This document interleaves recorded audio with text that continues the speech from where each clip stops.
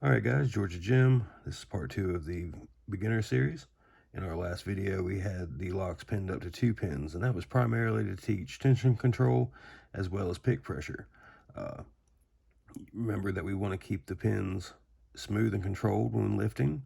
We don't want to force anything, and we're only using just enough tension to make the pins bind. You don't need to crank anything or use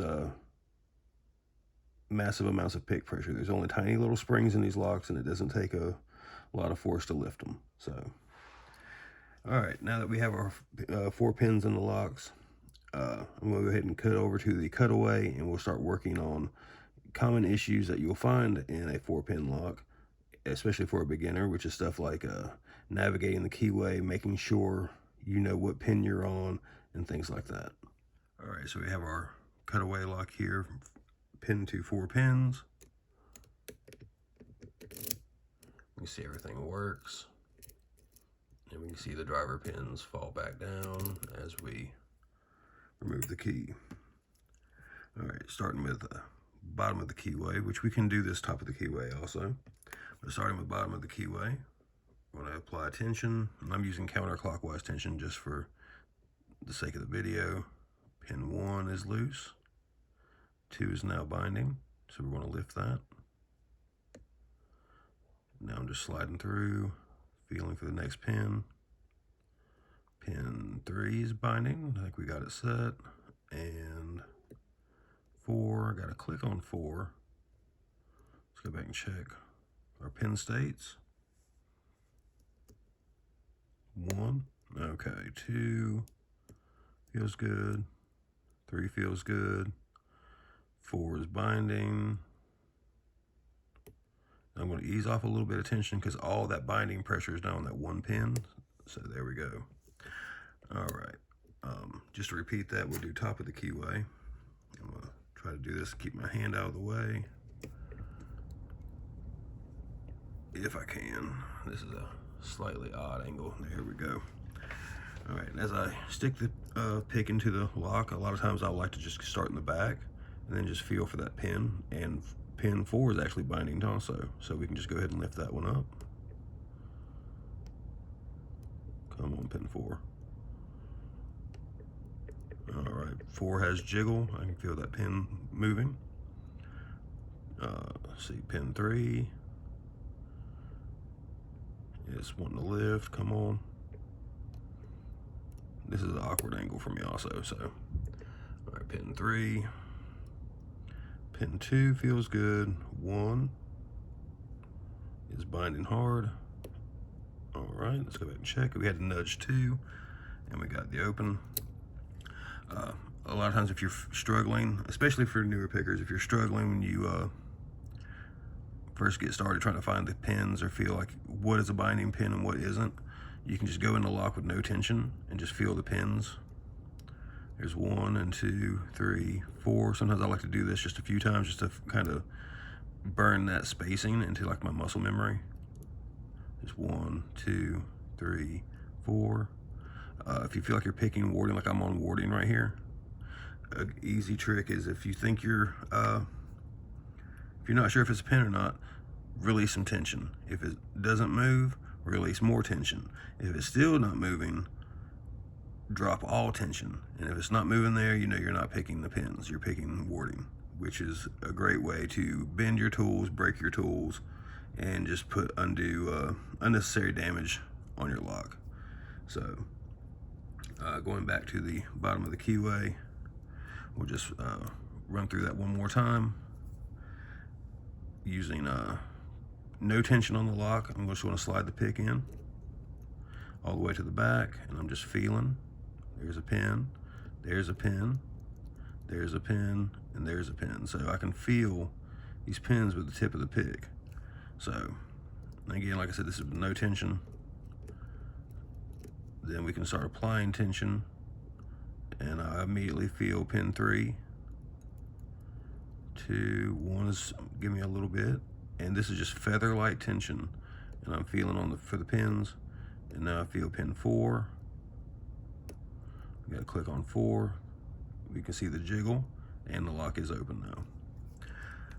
If we want to use heavier tension, we would do the same, and you're just going to, it's just the feedback will be more obvious. Like we immediately ran into a binder on pin 2. There's pin 2.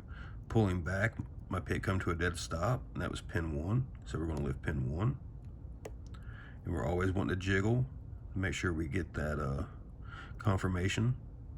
You can just rest your pick on the pin and tap it. With lower pins, it's kind of harder to get that feel, but it is there. With higher cut pins, it's way more obvious. Let me get to one back here. Is 3 binding? Yes. So with pin 3, now I can bounce my pick. I just letting the pick rest in the keyway. I can bounce it with the top of my, put my fingertip on top and bounce, and I can feel that jiggle of the set pin. And understanding that and feeling the pin states is such a game changer for your picking. This really just opens up your picking to another level.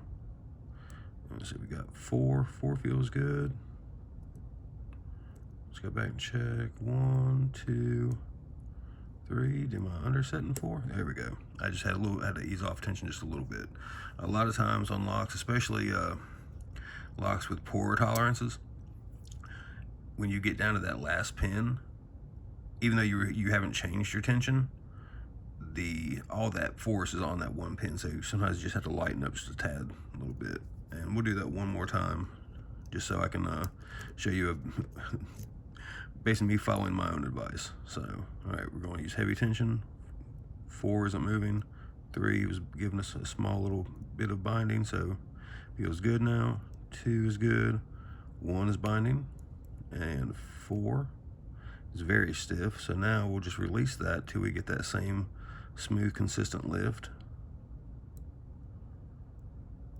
And now we have the lock open. All right, so we'll cut back to the actual practice locks, and we'll repeat this with those. All right, and now that we're back with our practice locks, we'll go ahead and demonstrate how to do that. So we're going to do counterclockwise from the bottom of the keyway with a 30 thousandths tensioner using a short hook.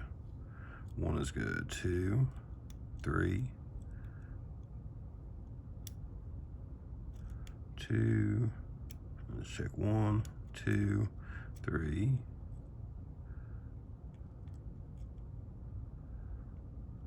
Reducing some tension.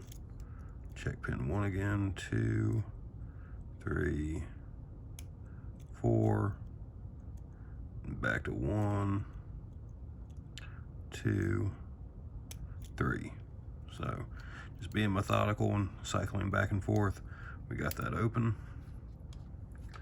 All right, now we'll do 50 thousandths top of the keyway with this Sparrow's practice lock, and I'll show you guys how to gut these. All right, so pin 1 is binding. Pin 2. Pin 4.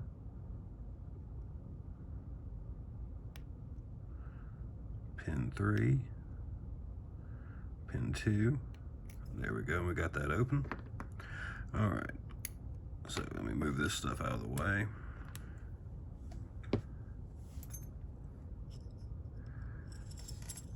And to gut these, we'll use this Sparrow's follower, which you can see it's seen better days. It's removed a lot of tail caps, but they do wear out. All right, so we got that off. You want to have the tail cap, a pin in here. There's a spring under it, so be careful when you're removing that it doesn't launch out. I know I did that kind of fast, but next you want to use your key, insert it, turn your core, insert a shim.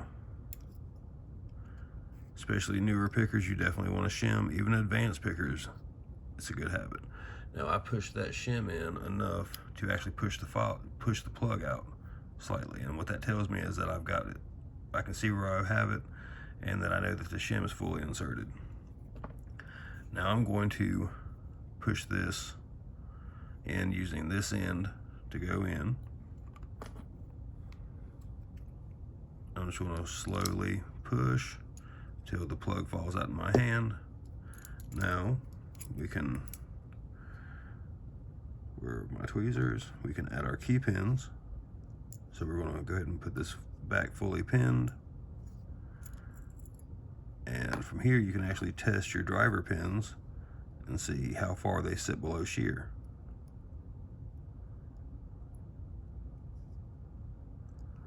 All right, so we have our plug pinned.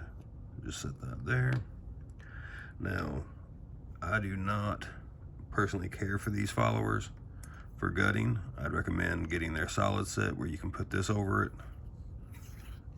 and actually have something that doesn't, this little end here, let me explain why I say that. This little end will allow a driver pin to pop up and snag right there, and then you can't move it. And then you're stuck trying to use a hook to push that driver down, which is not very user-friendly in my opinion. So these solid metal followers are much better. If we want to remove pins, we slide our shim out, and we will push our follower back just enough to see a pin. And that was the wrong side, so let's go over here where the front of the pins are, where the actual pins are. There's pin 1, and I can just push back with the follower, allow that driver to come up, and I can hold it in that spot with the follower pushing against the pin. And I can take it with the tweezers and remove it. If I want to repin locks, I would repeat the same process. I can get it in there and then just push down while applying force with the follower. Very light force at that. And we'll do that again on these back 2 pins. We'll add our spring, take our driver pin, place it in. You can see I'm holding the driver pin with the follower. I can push, when I push down, the follower slides forward because I'm pushing on it with the back of my finger. And then we'll repeat. Here's a spring for pin 6 and a driver pin for pin 6. And again, I'm holding it by pushing with my fingers on the back of the follower. And as I push down, it slides forward. And when you go to reassemble, again, you'll want to shim.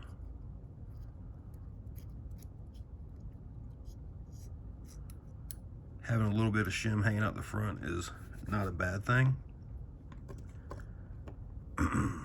We can reinsert our key, make sure that everything is at shear, everything's nice and smooth. Turn our plug where the pins are up facing us, and I can keep that shim on top of the plug and know that everything's covered up. Now we'll remove the shim. Keep your fingertips pushing on the plug as you remove that key. That way you don't accidentally pull the core out trying to remove the key.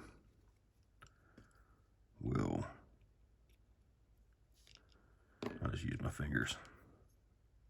And we drop the little spring in. Drop our retaining pin.